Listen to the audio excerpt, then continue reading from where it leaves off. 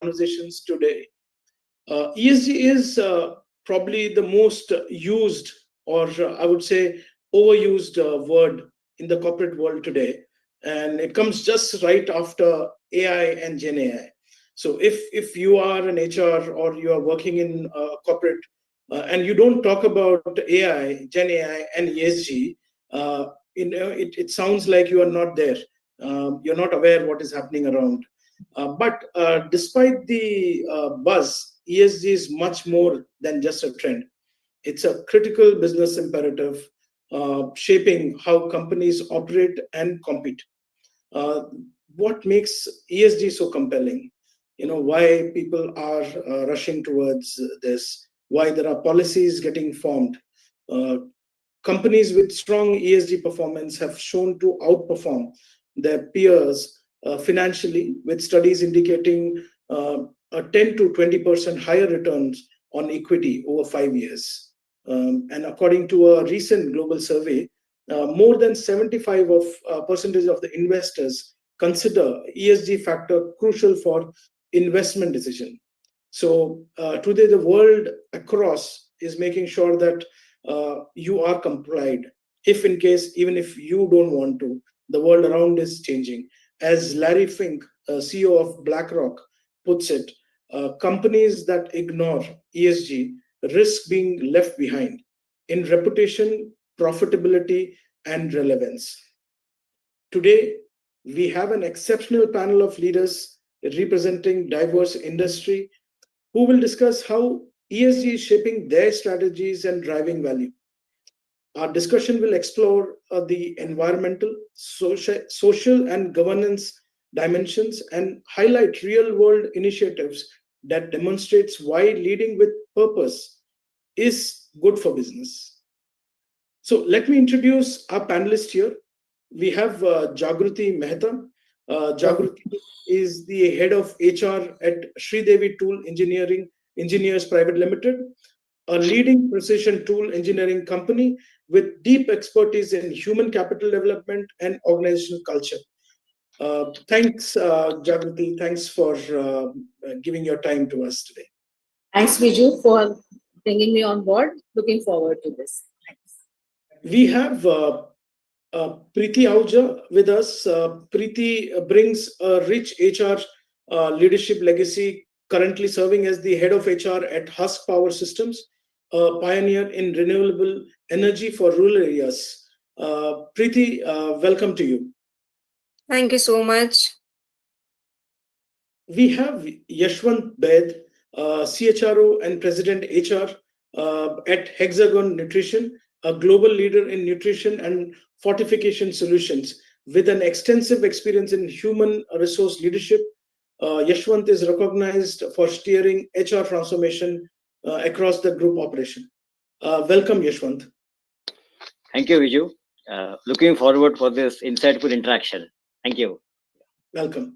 Dr. Sunaina Datta, she is the HR head at Hitich India Private Limited, one of the most prominent global players in furniture fittings and solutions.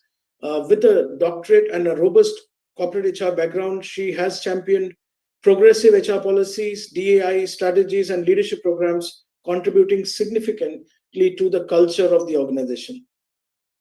Welcome, Dr. Sunaina. Thanks, Viju. Thank you so much. Looking forward for such a great interactive session and with a great audience which is available here right now in front of us. Thank you so much. Thank you. Welcome. Nishit Bansal, we have Vice President of Talent and Learning at Tata Consumer Products with deep expertise in talent strategy, leadership development, and organizational learning. Nishit has played crucial role in shaping future-ready capabilities across the Tata ecosystem. His vision and strategic insight position him as a thought leader in human capital and learning innovation. Welcome, Nishit. Thank you, Viju. Look forward to this interaction with such a wonderful panelists. Thank you.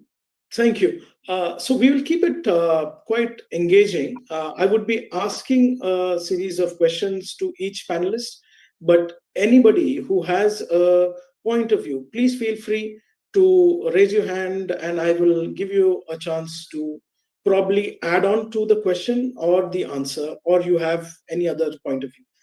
So let's get started. Jagruti, Yes. you are coming from a manufacturing company. Given manufacturing environmental impact, what measures have your company implemented to address concerns such as waste reduction or energy efficiency, or anything which is related to environmental issues? Sorry for this. Just a minute. Okay. So since we all know about how important it is about the metal, specifically for us, it's the steel, which is the major component. So currently, with all the uh, orders also, if the customers have to give, there is a big checklist. So internally, we ourselves have an 80-pointer checklist before, right from sourcing, planning, what kind of material, etc. So on to environment phase, SMETA 4-pillar order, I'm sure people must be aware of this. So it's we have taken that as our baseline, which covers right from labor safety, women's safety, the kind of materials that we are using. So in process wise, if there, I can give you a small example. So when the molds have been made and we have to make the final product, because it's a plastic injection mold. So the plastic has to easily, smoothly flow throughout that mold. And plastic, since we all know how it's as a component, it takes a longer while to get it biodegrade. So to have that, we use granules and liquidify that, apart from taking an actual material of plastic. So that's which has worked across cost reduction and also environment friendly. It's, we have seen 30% almost reduction. We are still on to a new version, as you know how we can try to multi-utilize, and because there are multiple folds of samples that we create before the final trial that goes out. So that's one of the example I can say Sri Devi has taken, and more or less further I can discuss more. Okay. Very interesting that companies are taking that strong measures to make sure that we are compliant. How does let's talk about the industry as a whole. How does the manufacturing industry approach environmental challenges such as managing emission or material waste? Because your industry can contribute towards these emissions and material waste. So, firstly, we have a procurement team. So, normally the raw material list that we used to require, now we have multiple columns there. Like, for example, this is a standard item that you need.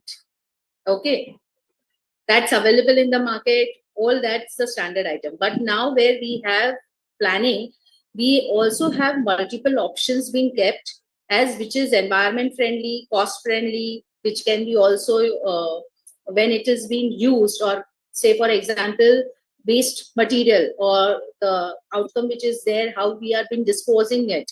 So all those channels are there where you have to see what is the alternative to it, which is also giving you right quality as well as it is serving the purpose.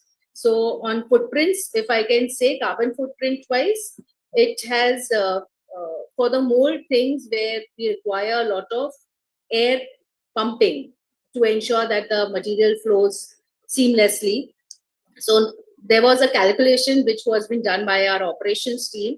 So we used to actually generate almost, I can say, into tons back end to create that air pumping, the pressure and all.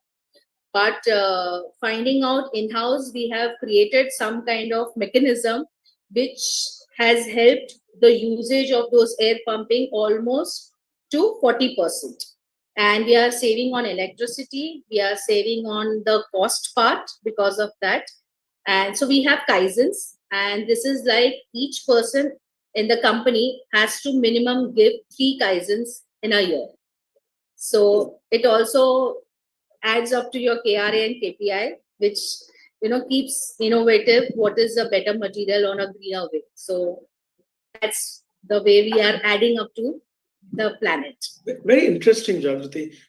One question I have regarding this is that what are you doing for the awareness of this? Like, let's say you're having some processes, and you said that you're a homegrown HR professional, and you come from that background. How do you see that? We have a policy, but how are you making sure that the policy awareness is there? What are the steps that you're taking for that? So, firstly, when onboarding is there, we have this as the firstmost part of our value of induction. So this is one of our, as I said, the values which we have imbibed as a company is the popular audit basis. We have imbibed those values. So right from even electricity, water, any material, we have, so having sessions and awareness is there. But what I have seen at our end is, wherever possible, put up a small note, put up any kind of visual picture, because that makes your subconscious, the moment you look, like many a times it happens, you are in a meeting, you are seeing off your customer, you just move out, and it will be not thinking like, conference rooms, lights, projectors are switched off on, because that's the work of the reception or whoever is managing it. But with just coming out of that door, seeing that visual, switch off the lights, switch off the fan or projector, or turn off your AC. That really helps. All the ACs to be at 24 degree by default. Just a small note. I mean, it's small things. But yes, we have those, and also regularly we have our quarterly meetings, and we have done small groups of 4 groups who are the leaders. So we have 5S leaders who takes care about the cleanliness, safety. So those are zone leaders also there. So these are the mechanisms that I am using, and rest is someone or the other has to push every day. But the major push for us happens is whoever are customers or whoever are coming in or joining in with us, the first thing we give them as a handbook or is that our values are this, our goals are this. So it's like a mandate that we live with that. I just loved when you said that, when you have to make sure the C is also at 24%, right? Centigrade, right? So,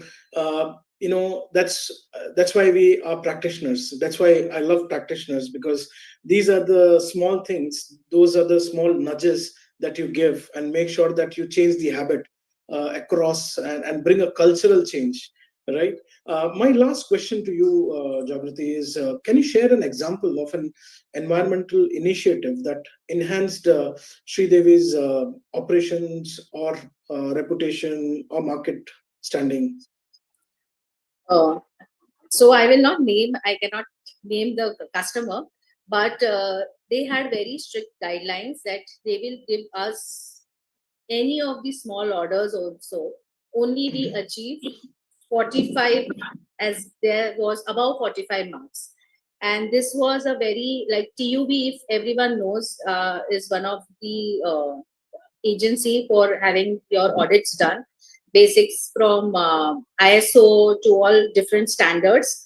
So they had this panel, people auditors coming from across the globe. So we had people from Germany, India, Bangalore, and 2 from France. And they very clearly tell you that they will just come. There is just a window given. They'll come anytime, any of your plant, and they'll check randomly. So if you are just saying and not following, they will understand that it can be any process, or picking up any blue collar person and asking, what are your work timings? What are the kind of facilities you are being given? What is the kind of training being given? Or what is your day in, day out? So it's like, you can't manipulate everything. If you're living it with what you're saying, people will see. So that happened.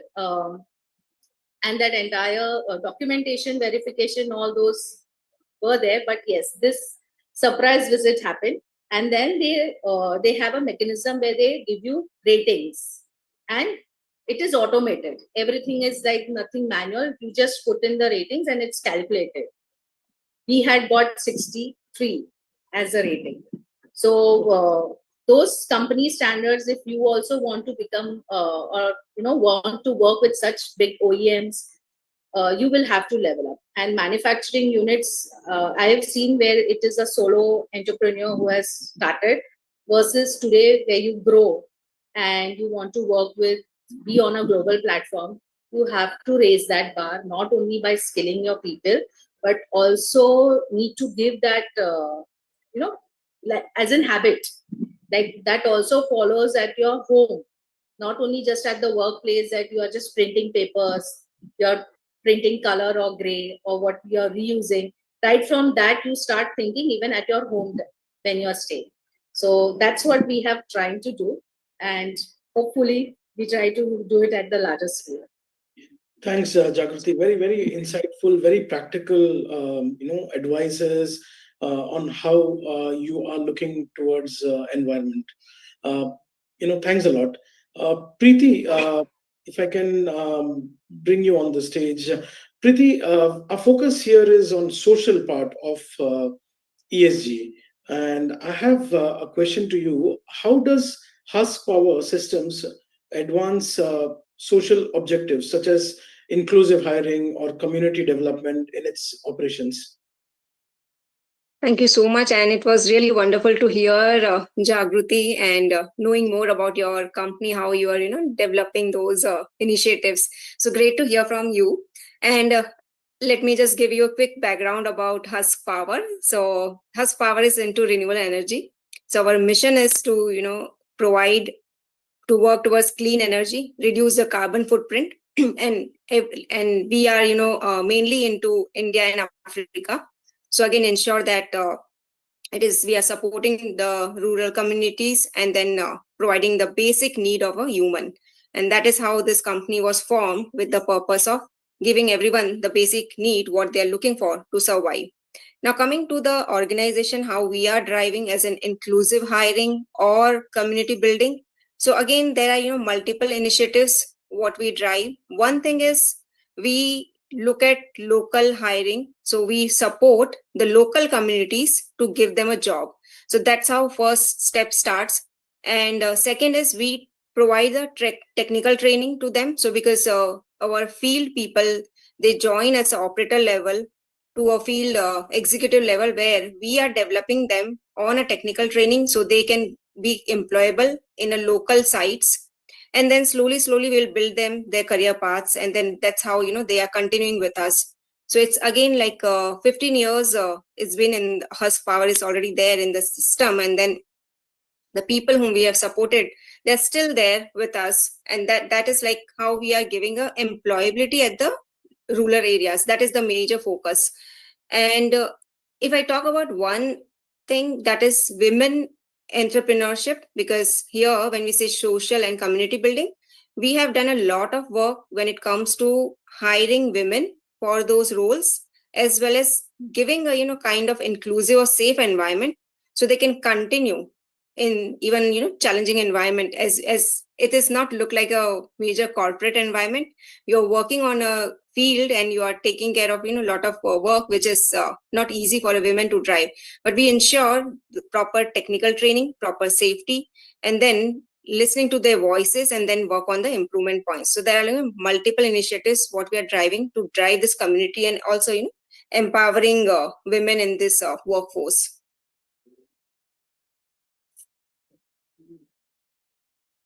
Yeah, interesting, Preeti. You operate in mostly countries we operate, Yes. Africa and India. And what amazes me is the impact that we can make in these countries. And the opportunity to grow is immense. Fantastic. My question is, next question is, within the clean energy sector, this is more of a question related to the sector.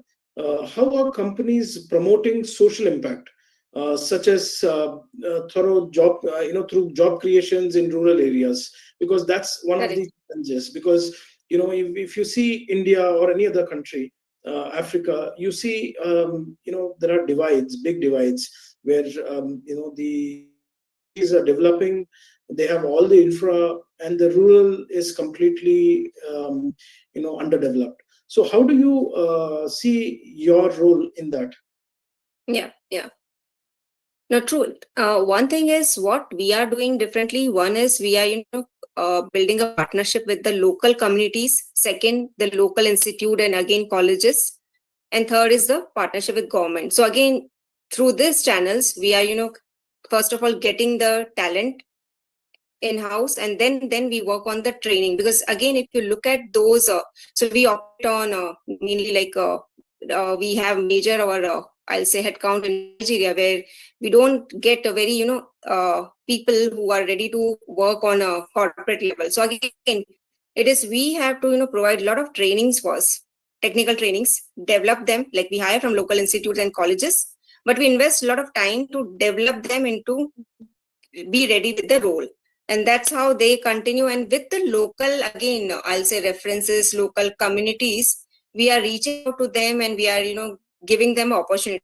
Because here you give employability to few people through communities, we are getting a lot of references, and then we are able to build that kind of workforce in those I'll say rural areas.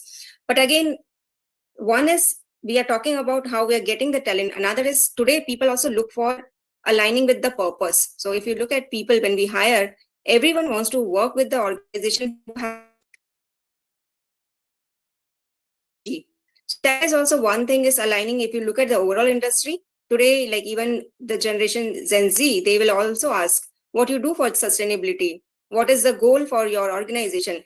And there again, like when their purpose, their objectives is meeting with your organization objectives, sometimes we see that is a one step of a talent attraction and getting a talent onboarded as well.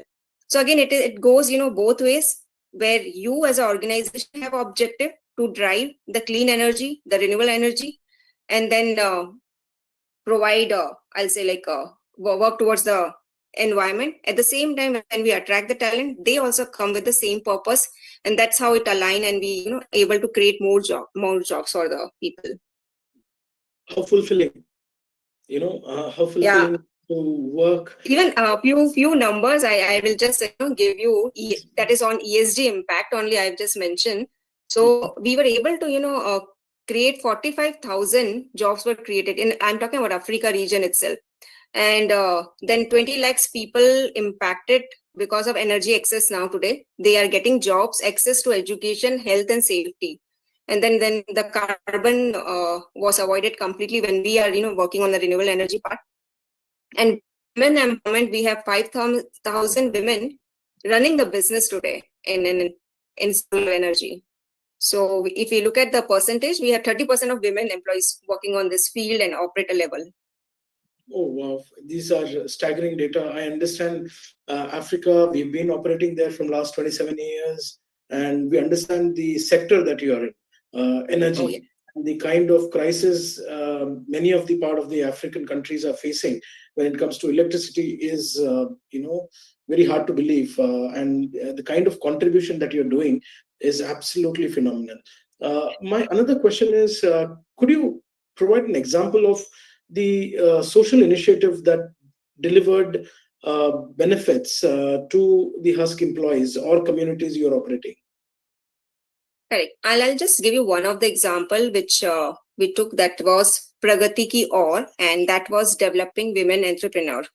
And through this, this was a women empowerment program only, which was run. The campaign was run in the areas of India and Africa. And here the objective was to train women in technical skills and provide jobs. And it started with gender equity framework. Then again, how we will have more women in the workforce. And for that, again, so building a community in-house, then again supporting them and creating an environment where they can continue working on the technical roles basically.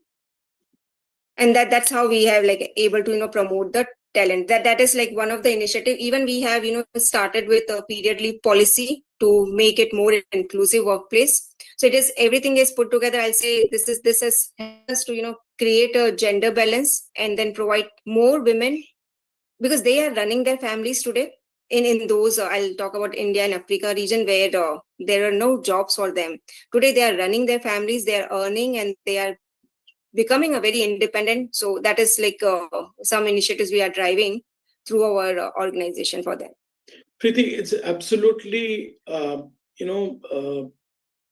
very happy to hear what the kind of impact that you are creating in that part of the world and in India, because we have seen the kind of poverty, kind of joblessness which is there, and there are not much means of having jobs, and especially in countries like Nigeria, which has their own challenges. You creating and as they say that if you teach a mother, you teach the entire household.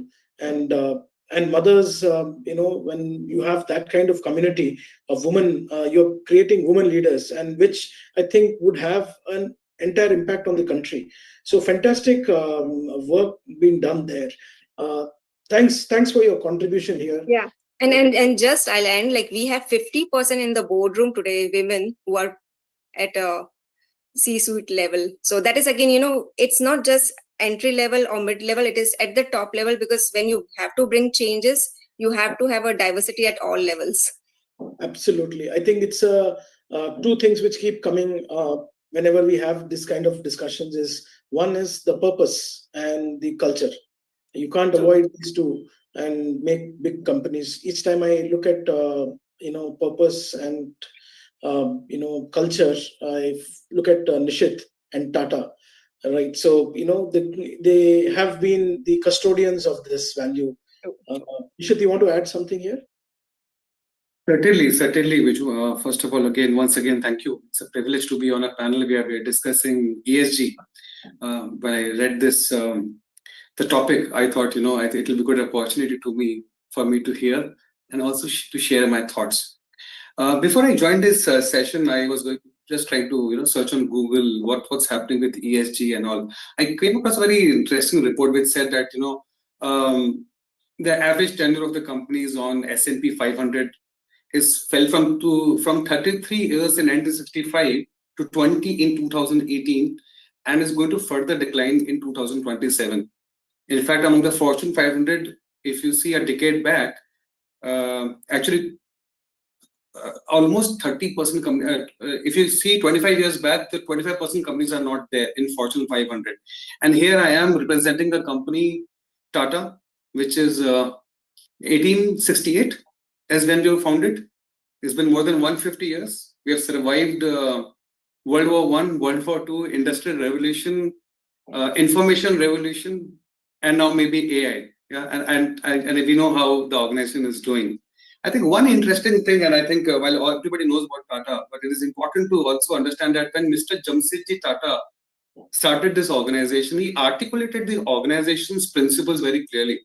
He mentioned that considering the interest of the shareholders as our own and the health and welfare of our employees, the sure foundation of our prosperity, right? So he was very clear that while I am working towards the shareholders, the foundation is the employees and the community. And that is exactly why today, after 150 years, the company is still going strong. And not only strong, today you see that we are getting into every industry, every area, and it's one of the great organizations to work with. And also, even though from Tata, I'll tell you about another organization, Unilever. Yeah, Unilever is an American organization. In 1870s, they were talking about employee welfare, society development, and gender equality. In 1870s, UK did not have women, not given rights to vote to women. Yeah, this really shows how important the foundation of the organization is, how important purpose is in the organization, which really makes organization live for generations. Absolutely. Nishit, I will say that it is an understatement to say that, Tatas have culture. I think Tatas are part of the Indian culture.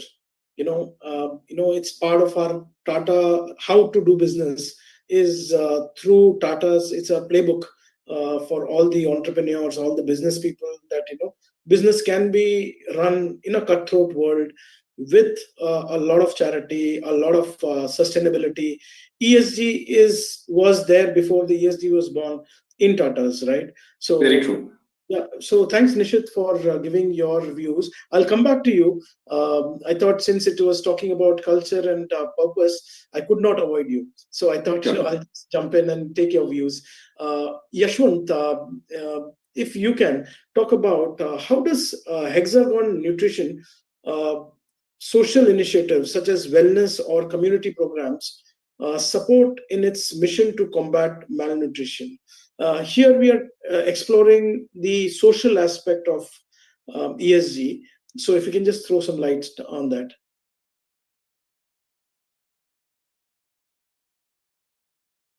Just one's on mute. If you can just unmute yourself. Sorry. Yeah. So at Hexagon, we call it as a pure play nutrition company, wherein ESG is one of our business segment as well. Having said so, coming back to your question, I have two examples to share. So recently we have partnered with IIT Mumbai's project under our CSR initiative. So in Pune Mawal region, so there are so many Anganwadi centers, and then this Asha workers, that those who work in this Anganwadi center, so they were part of a undernourished or malnutrition children health data capturing project basically.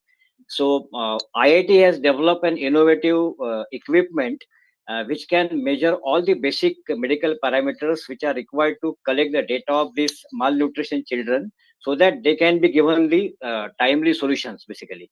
So we sponsored this project wherein we contributed in humble manner, wherein these equipments were made available to all the possible centers in this Mawar region.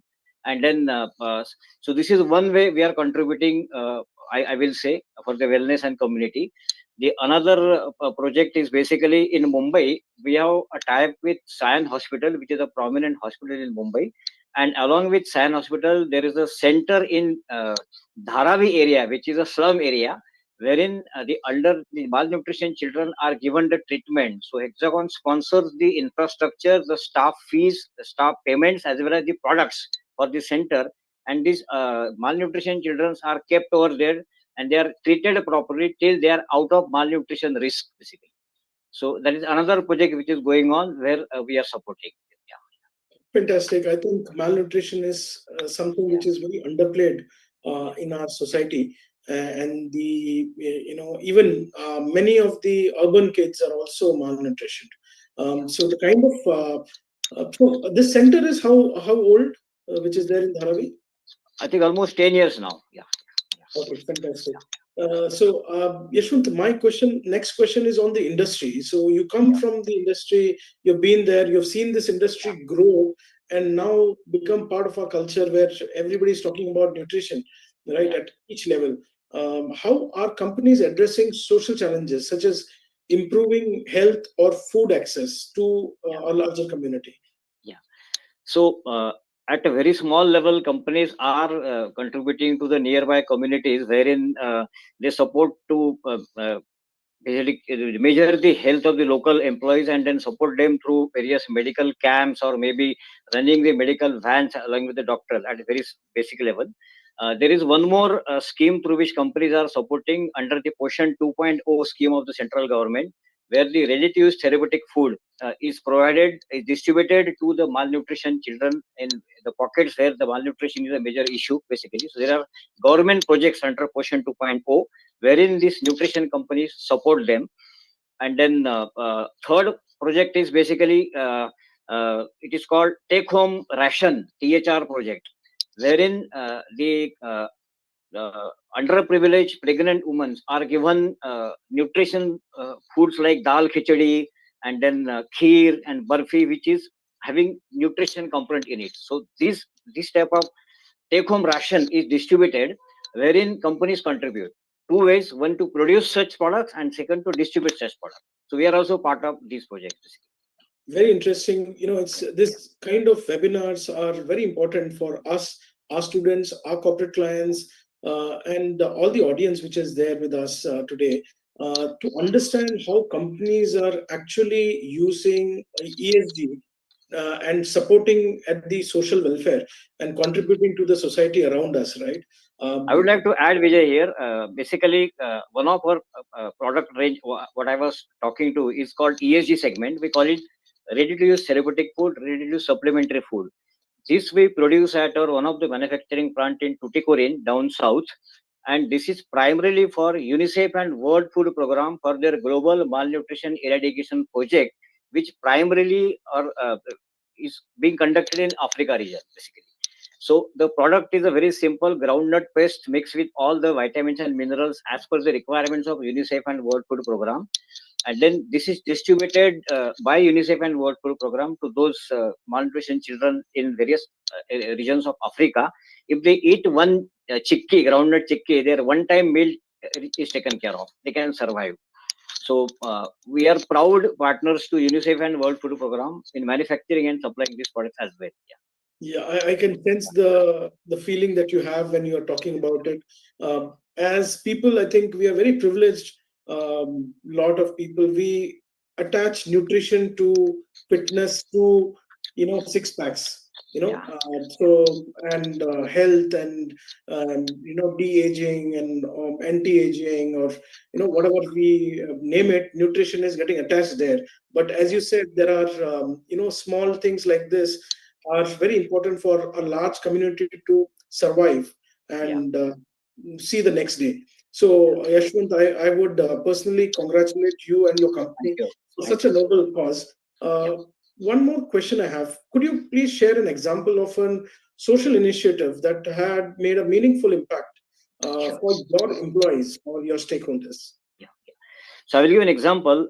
We are also associated with selected schools, colleges, and hospitals. For example, cancer hospitals, where we supply our products for these patients in school for their nutrition requirement, and for the cancer hospitals for a disease-specific products.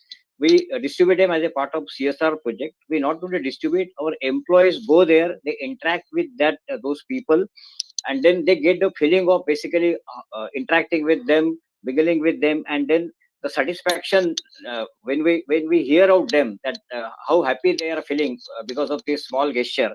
I think that really gives connect the employees with the purpose of the organization. So I think this is working very well. Our employees are volunteering visibly year after year, and we are reaching out to various centers, and we carry out as a part of CSR projects where employees also participate. Yashwant, how does ESG as a HR awareness program, how do HR, since you lead the HR and you're doing it for a long time, how are you seeing the change in the day-to-day activity or awareness level of an employee working around ESG? Because probably ESG gets stuck with at boardroom meetings or implementation. Do you think that awareness is across the board? Yeah, it has, I will say it has increased. There is a good scope for improvement, but it has increased visibly thanks to the various stringent audits like UNICEF, World Food Program, and SMETA, which was mentioned by one of my previous colleagues as well. So, which makes it mandatory, but we look at more as a proactive measure, wherein as a part of these audits, we educate all our employees and we help them how their role can contribute. Uh, we also taken some small initiatives. For example, in most of our plants, again as a part of CSR, we have gone with the solar lights basically implemented in the nearby communities as well, wherein employees also participate. Uh, Very small level, we celebrate all our employees' birthdays by allowing them to put a small sapling in the plant, and they become responsible for its growth. So next year it should be there. That Yeah. becomes their responsibility. So through such small initiatives, we are creating that awareness. As I said, there is a long way to go, but yes, we have started on a good note, I will say. Fantastic, Yashwant. Thanks for taking us through Yeah. quite elaborate examples and how you are tackling, how you're contributing to this beautiful world and making it a better place. Thank you. Thank you. Dr. Sunena, Hitech is one of the leading companies globally, and you have access to not just India, but an access to overall how things are happening. So my question is, how does Hitech India promotes social goals such as fostering diversity and community engagement within its operations. Okay, fine. Thanks, Viju. Thanks for this interaction and the wonderful platform that you have provided us. So, if you talk about HETIC India, I just want to give you a brief that HETIC is actually into the furniture fitting as an organization. We are into the global player onto the same. And the question regarding you is that HETIC as a global platform, we had many initiatives we have taken, irrespective whether it is in social responsibility or in terms of the employee. So if I talk about the major one is the employee well-being. So our major concern is always and on the forefront is of the employee safety, which is we always take care of. And that is the reason we are the great place to work as a certified organization. And apart from that, if I talk about into the corporate social responsibility, so it is a big platform which has been there, and HITIC is working onto the same from past many years. So we have been associated with many government organizations, as the Preeti has said. They are also into the same verge of doing this, the corporate social responsibility work. And what we are doing is that we are actually going into the rural areas. We are doing our campaigns over there. We are making people to understand about more of a carpentry. Earlier, it was known as a carpenter, as in work for the furniture fitting, but now it has been renamed as in woodworking. So we are mobilizing the young youth over there, interacting with the local panchayats over there, the local communities over there, making them understand what their worth is. And then we are mobilizing them to our own centers. We are having our own centers.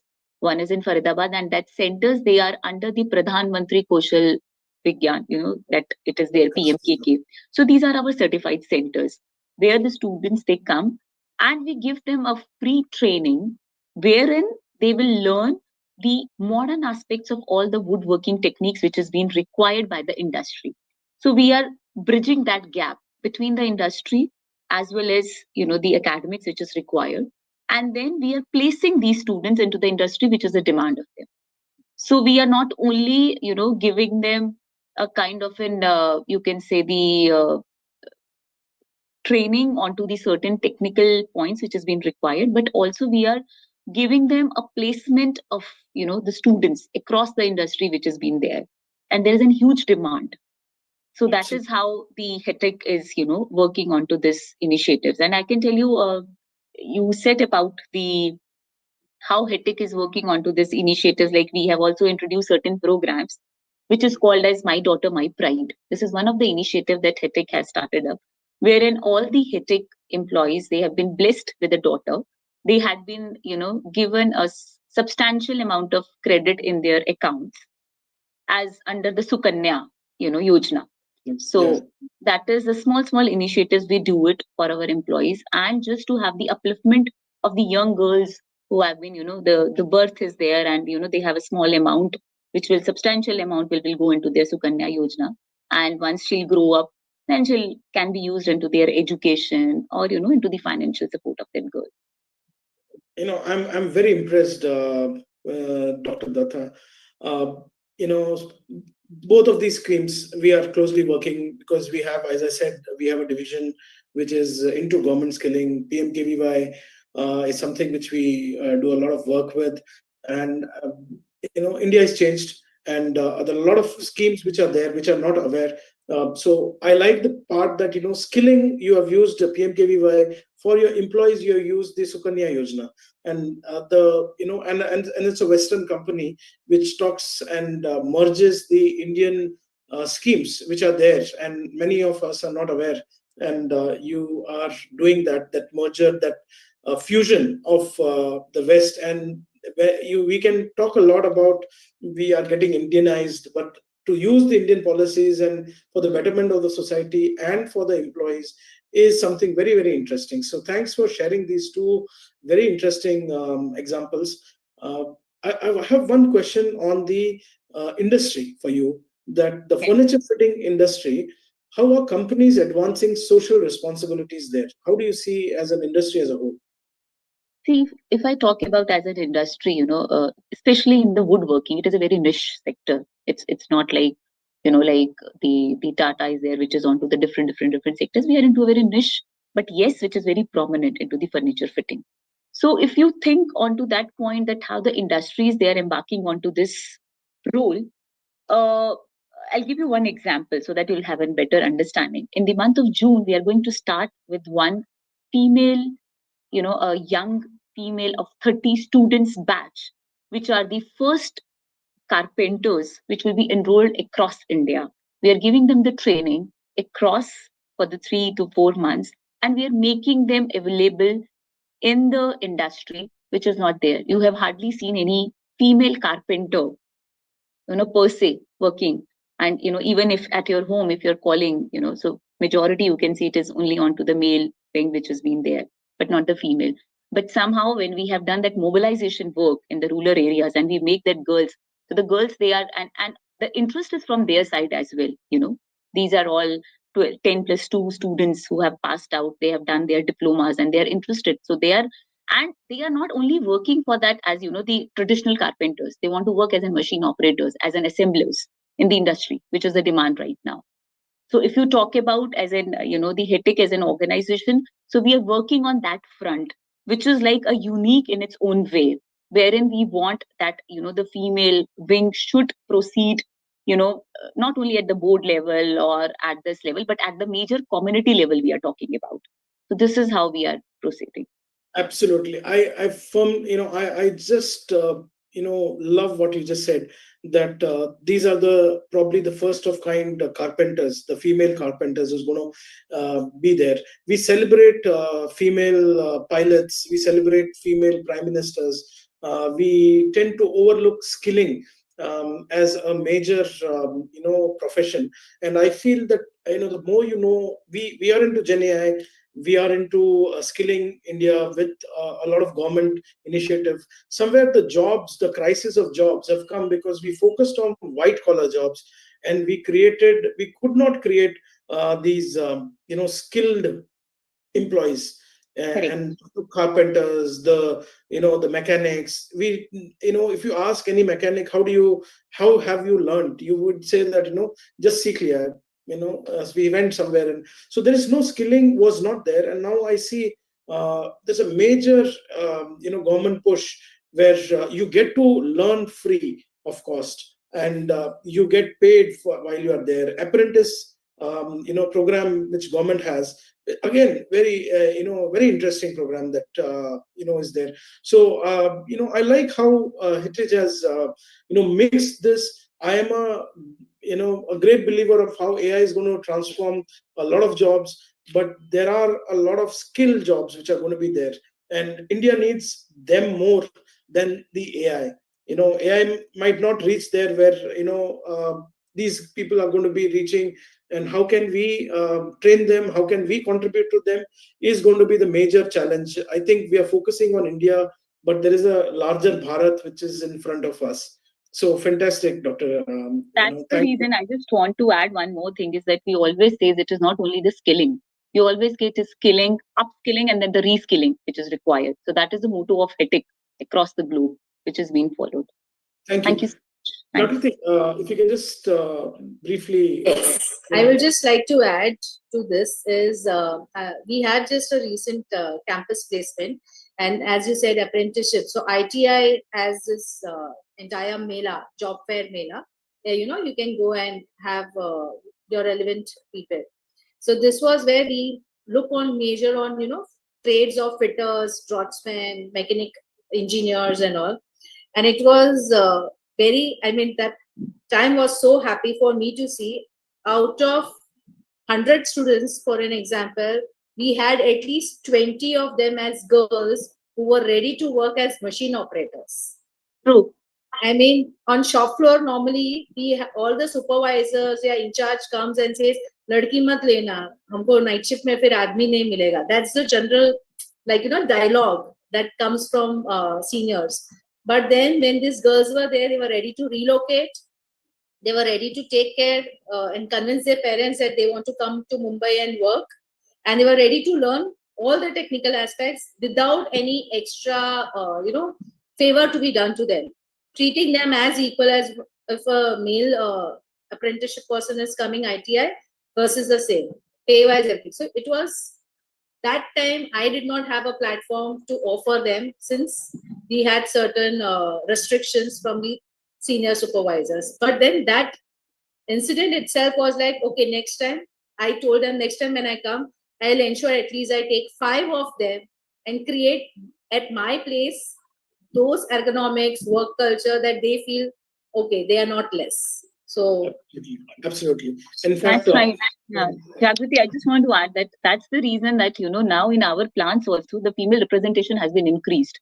And, it's a mandate that from the top management also, that we need to increase 5%, to that level. So that, especially on the shop floors, which is been there. It is still a stigma, but still it is overcoming onto the scene. in fact, Nishit would probably explore, probably share us more details. There are many Tata companies, many factories which are completely women-driven and end-to-end, and these are operational, companies with factories and all.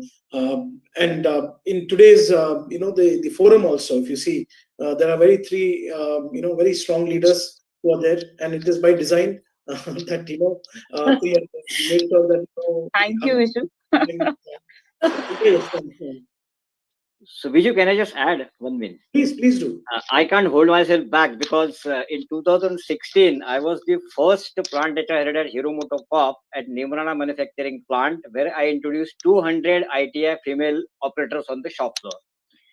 That was the first gender diversity project in Hero, and then it was so successful that I was allowed to support the other manufacturing plants as well, like Dharuhera, then Gurgaon and Haridwar, and then Vadodara, basically. So we inducted 200 female operators on the shop floor in a single go, and then it was a really fantastic experience. Yeah. So what we'll do, Yashwant, I think Sure, there are sure. a lot of very interesting use cases which are there. What we'll do is we'll write a blog, and I will ask the team to connect with you, all of you, and we will have those snippets where we put in a blog and say that these are the unique things which is being getting done. Nishit, coming to you, today workforce, especially Gen Z and millennials, increasingly prioritize purpose-driven work. How does a strong ESG agenda helps attract top talent? Sure. Thanks, Viju. First of all, it was great listening to Dr. Suraina, Jagriti, Preeti, Yashwant. Yeah, and to the point of the women at workforce, I think I cannot not say that Tata Harrier and Tata Safaris are made in plants which are all women plants. Yeah, and I can see some heads nodding because they're assembled at Pimpri, not very far from Mumbai. So, having said that, your question on today, when we go and hire Gen Z as millennials, and especially in my role, where I'm responsible for entry-level cadre building, today the conversations have become very different. Yeah, from the time of when people used to ask, and I remember my days, what's the salary? What's the CTC? Yeah, what's the location? I think today the world is changing, and I'll tell you a very real example. I was in one of the B schools, one of the top B schools in India, and we were doing this small pre-placement talk, and we had given, typically we are a sales and marketing organization. When we go, we take some goodies for the students. So we had kept this Tata Copper Plus water bottle at everybody's seat, and this first person came and said, I asked him, so tell me something about yourself. He said, first, sir, you tell me, there are 40 students, you've kept 40 water bottles here.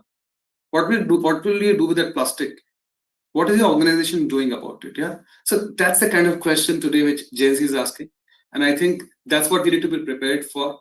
Not only answer, but as an organization, what we are doing about it. Yeah. Just to share some statistics, because it's important that, while I just can talk about it, what we are doing, but there is humongous research being done on this. Yeah. Today, there's a research and there are articles which says that companies with strong ESG agenda, there is a likelihood that 25% more, they're more likely to have 25% more talent, which will apply for the organization. 76% of the millennials are considering employer companies' social and environment commitments before accepting the job. In fact, McKinsey says that organizations with an established ESG framework saw employee engagement scores rising by 18%. So today, the Gen Z and millennials they are very clear. They want to join an organization which have a clear purpose. The essence of their work lies in how the purpose of the organization aligns with their values and how it impacts society. Today, they are actively seeking out for the employers who don't just talk about making a difference, but actually demonstrate it through measurable actions. I'll give you a classic example. We sell Tata Salt. You would have heard, Desh ka namak, Tata namak, right? It is India's highest penetrated product. Yeah, highest penetrated product in India. Now, if you see the history of salt, and if you understand the history of Tata Salt was actually responsible as one single product to remove goiter from India. Yeah, there was a lack of deficiency of iodine in children. Yeah, if you read the history, the government of India said, hey, why don't you do something about it? What is that thing which is eaten by almost the entire India? And they said Tata Namak. Yeah, so we're talking about that, those values, those initiatives. To today, we are coming up with water bottles which are 100% recyclable. Today, the salt packet which we are using is 85% of recyclable laminations. And with this strong, robust ESG agenda, it reflects this organization is committed towards sustainability, social responsibility, and ethical government governance. And our vision as an organization, we have a very clear vision, which is to build better lives and thriving communities. And our goal is to become premier FMCG organization, but clearly on a bedrock of becoming a responsible FMCG player. And it is based on these aspirations that we build better lives, we inspire to create better products, we want to deliver great values to the stakeholders, and we aspire to help the communities we live, work, and we engage with. And that is the strong purpose which we communicate through our EVP, through our various communication mechanism, and that's the reason whenever we start the interview, when we ask you, why do you want to join us? And they say, because you're Tatas. Fantastic. Nishant, at Tata Consumer, how do you embed ESG into learning and development, leadership development, and succession planning? Sure. So, I will take you back to, maybe 150 years back. And I think first and foremost, the principles of the organization are very clear. We want to be there to enhance stakeholder values, but with the foundation of, very clearly, the foundation of for the employee health and social welfare. That is very, very clear. Then in terms of the organization framework as a group, today there's a clear governance mechanism in place. It starts right from the chairman of the organization talking about the sustainability. Yeah, even at Tata Consumer Product itself, among the key growth drivers, key business pillars, one of them is actually the ESG. Yeah, the sustainability. So we have right from the top, we have a board which is for CSR and sustainability committee is at the top. Below that, there are various steering committees which identify new initiatives, support risk management, allocate resources to promote sustainability and ESG. So at TCPL, ESG is not just about external commitments. It is deeply rooted in the way the organization is from within, and which we really bring in terms of the leadership development and succession planning. We are very clear. There have been 6, 7 chairmen of Tata Group. We are very clear that it is the leaders who are custodians of our values, and they are the drivers of our purpose. Yeah, if the leader is not walking the talk, it's not going to be in the culture of the organization. So embedding ESG into that development is essential to building a sustainable and future-ready organization. And end of the day, it's a one bigger group. It is driven right from the top. And when the chairman talks about it, comes to the various leaders of various Tata companies, and then ESG automatically becomes an integral part of leadership. And there are group level as well as company level initiatives in terms of the leadership development. If you specifically see Tata Consumer Products, we are into the business of, in the middle we have consumer. We manufacture, we sell, we sell, we distribute products which customers ingest. Yeah, just imagine the kind of social responsibility we have to bring in. There's an entire supply chain. There are manufacturers, there are packers. So it's the entire supply chain we need to be careful about. So today, the ESG, we are ensuring that leaders are educated about the principles and they're equipped to integrate them into their decision making through structured programs and initiatives. They're exposed to the sustainable practices, ethical governance, social responsibility. They're encouraged to drive the diversity inclusion, innovation in terms of sustainable operations, and prioritize the ethical practices within the teams and projects. Yeah, today we talk about creating a future-ready organization. You may be the best of the talent, but unless you have sustainability, ESG, and these things embedded as part of your value system, we don't see you talking about it. We don't see you practicing it. You have to be the brand ambassador to be able to really come down into the succession, to appear as a successor in the organization. And leaders are empowered to actively model ESG behaviors. Yeah, they have to reinforce responsibility, transparency, and impact. Yeah, this ensures that the future generation also embeds it and takes it forward, as has been done in the last 160 years. Nishit, very impressive, and that's why Tatas are Tatas, right? And I have a space for one more question, and probably we have to wind up the whole webinar for today with that. Nishit, how does the role of HR involved in shaping ESG strategies, and what do you advise you will give to HR looking into more active, taking more active roles? Well, I think that's a very pertinent question, Viju. Today, I would say the changes have already started happening. I think today, if I talk about Tata Consumer, the CHRO today is head of HR and is responsible for overall sustainability. But I think I also want to be very clear that, and you gave example of mother, whichever part country there is, it is the same mother. I am very clear that ESG is not something which HR has to carry on their head only. It is something which has to be driven by the entire leadership in the organization. However, in terms of the role, I think what is changing today is, well, ESG may be a subject and it has been done for many years now, but HR is becoming a key driver of purpose and culture, because we have understood that ESG is not something which is outside.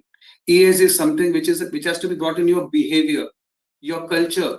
It has to be linked to your purpose in the organization. And HR is exactly at a place, at a position which is wherein they can bridge the gap between the organization's ESG's ambition, where the organization wants to go, and to bring in people who are aligned to that ambition, and also to communicate and to align the existing people to the ambitions of the organization. And I think by embedding these principles into talent strategies, by fostering inclusive cultures, and the driving with various initiatives which we create a meaningful impact to the community, to the society at large, and obviously within the organization, HR's job will be very important to make it sustainable. It should not just happen. It comes in, we talk about ESG and forget about it. Yeah. So I think that's a very important role for the HR leaders, is where I see that they will be integrating the ESG into the fabric of the organization culture and values.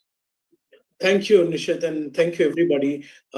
We could not take audience questions today. The reason was that we had a lot of interactive, a lot of practical examples and stories to share with each other. I think we would continue this as a blog or other forum where we can, put all these things what we are doing, and let's come out of ESG is being branded into certain things which are maybe the carbon and all those things which are people are not aware that there's a governance part of it, there's a social part of it, there is an employee well-being is part of ESG. So thanks for all of you to bringing out all of this aspects today, and the kind of fantastic work you guys are doing is absolutely brilliant. We would love to be associated with you. We would love our students, our corporates to learn from you about ESG and many other aspects that you do. The world has, become too small, and we can't keep all the good things with you inside your companies. So you probably have to share more and share with a larger audience that what are the best things we can do together. So thank you all. And just on a parting note, we again we believe that ESG makes a lot of difference, and because of that, today we have an ESG academy, which offers not only focus programs, awareness programs, consulting organizations on how we embed ESG into their cultures. On this note, thank you everybody. Thanks for your time. Thank you so Thanks, much. Thank you very much. Vijay. Thank you. everyone. It was a Thank you pleasure. very much. Bye-bye. Thank you, Bye-bye. everyone. Bye-bye. Bye. Bye bye. Thank you.